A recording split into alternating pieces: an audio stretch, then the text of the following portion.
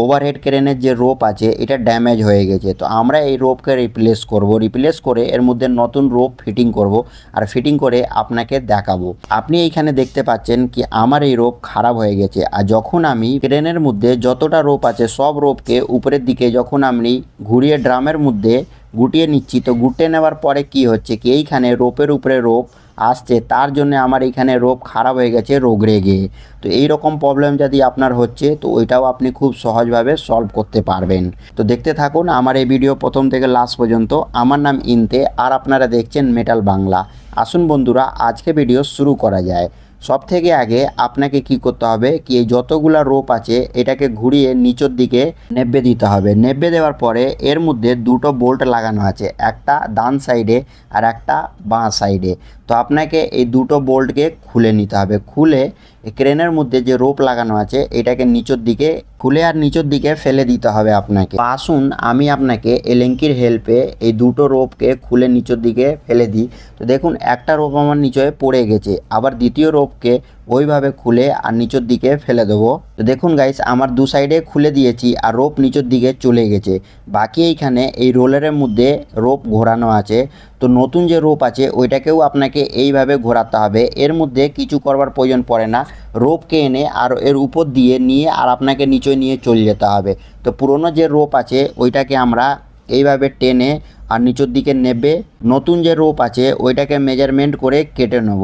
আমার এই ওভারহেড ক্রেনের মধ্যে আর কি এই যে ড্রাম আছে ওই ড্রামের মধ্যে 90 ফুট এই যে লোহার রোপ আছে এই রোপ লাগানো হবে। তো আমি এইখানে যে রোলার আপনি উপরে দেখেছিলেন ওই রোলারের মধ্যে ঘুরিয়ে দিয়েছি, ঘুরিয়ে আর এই দুটো শিরাকে সমানভাবে করে নিয়েছি টেনে। যখন আপনি নতুন রোপ কেটে আর এই রোলারের মধ্যে ঘুরিয়ে নিচের দিকে দুটো শিরা যখন আপনার নিচে এসে যাবে, ক্রেনের যে কুন্ডা হয় অনেকজন এটাকে কুন্ডা বলে, অনেকজন এটাকে বুম বলে। তো আমার এখানে এই যে ক্রেনের বুম আছে এই বুমের মধ্যে এইভাবে ঘুরিয়ে আপনাকে লেগে দিতে হবে। যেমন এই যে রোপ আমি লাগাচ্ছি আমার এই রোপ ডান সাইডে থাকবে।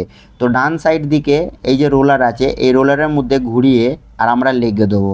এটা খুব সহজভাবে লেগে যাবে, লাগাতে একটু কষ্ট হবে কিন্তু অতটা কষ্ট হবে না, আপনি এটা খুব সহজভাবে এর মধ্যে ঘুরিয়ে লেগে নিতে পারবেন। কি এই যে আমার রোপ আছে এই রোপের যে সাইজ হচ্ছে রোপের সাইজ 4 সুতের আর কি 12 থেকে 13 mm পর্যন্ত আমার এই রোপ মোটা আছে। তো আমি এখানে এক নিচের দিকে ঘুরিয়ে লেগে দিয়েছি, আবার এই বুমকে উপরের দিকে তুলে আর এইভাবে ঘুরিয়ে লেগে দেবো। আবার এই যে বুম আছে এটাকে এইভাবে সোজা করে দেবো। সোজা করে দেওয়ার পরে এই রোপকে টেনে নেবো। টেনে আর কি করব উপরের থেকে একটা দড়ি নিচের দিকে নেবে আর এই রোপকে ওই দড়ি হেল্পে আর কি বেঁধে আর উপরের দিকে টেনে নেব। টেনে নিয়ে যেইখান থেকে আমরা রোপ খুলেছিলাম এলেঙ্কি বোল্ট লাগানো হয়েছিল, একটা ছোট্ট লোহার গুটকা লাগানো হয়েছিল, ওই গুটকার মধ্যে নিগিয়ে টাইট করে দিতে হবে। তো একটা আমি এইখানে দড়ি লেগে দিয়েছি, আবার দ্বিতীয়টাও দড়ি আমি লেগে দিয়েছি, লেগে আর ওইটাকেও দড়ি হেল্পে উপরের দিকে টেনে নেব। দেখুন গাইস উপরের দিকে টেনে যেটা ডান সাইডে ছিল ওইটা ডান দিকে আমরা টাইট করে দিয়েছি আর যেটা বাঁ সাইডে ছিল ওইটা আমরা বাঁ দিকে টাইট করে দিয়েছি। টাইট করে দেওয়ার পরে আপনাকে এই দড়িকে যখন আপনি এই দড়ি টাইট করবেন তো হালকা করে একটু এক্সট্রা বাইরের দিকে বের করে দেবেন, যেমন 1.5 ইঞ্চি মতন বাইরে বের করে দেবেন। তো দেখুন আমি এখানে 1.5 ইঞ্চি মতন বাইরে বের করে দিয়েছি। বের করে দেওয়ার পরে যে আপনি এলেঙ্কি বোল্ট ঢিলে করেছিলেন ওইটাকে খুব ভালোভাবে টাইট করে দেবেন। তো দেখুন গাইস আমার এইখানে আমি এই দুটো এলেঙ্কি বোল্টকে ভালোভাবে টাইট করে দিয়েছি। আর টাইট করে দেওয়ার পরে এই ড্রামের মধ্যে যে নতুন আমার দড়ি ছিল ওই দড়িকে খুব ভালোভাবে গুটিয়ে দিয়েছি। আবার এই যে বুম আপনি দেখছেন তো এই বুম আমার উপরের দিকে পুরো আমি চেকে দিয়েছি এই দড়িকে গুটিয়ে। তো আমার এইখানে আগে এই দড়ির উপরে দড়ি এসে যাচ্ছিল কিন্তু এখন দড়ির উপরে দড়ি আসছে না, এটা আমার প্রপার একদম কমপ্লিটভাবে ফিটিং হয়েছে। আর আগে যে প্রবলেম ছিল ওই প্রবলেম এর মধ্যে আর নেই, কেন কি আগে 10 ফুট এই যে রোপ আছে এই 10 ফুট রোপ বেশি ছিল।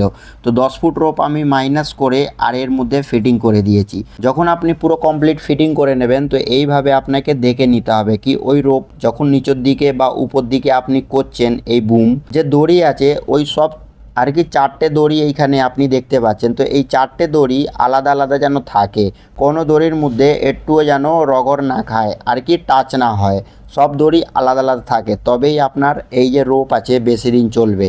আই হোপ কি এই ভিডিও আপনাদের খুব ভালো লাগলো। তাহলে ভিডিও লাইক করুন, নিজের বন্ধু বান্ধবকে শেয়ার করুন। আমার চ্যানেলের উপরে আর পেজের উপরে যদি আপনি নতুন থাকেন, channel subscribe and page follow নিশ্চয়ই করুন আর আমার সাথে জুড়ে থাকুন।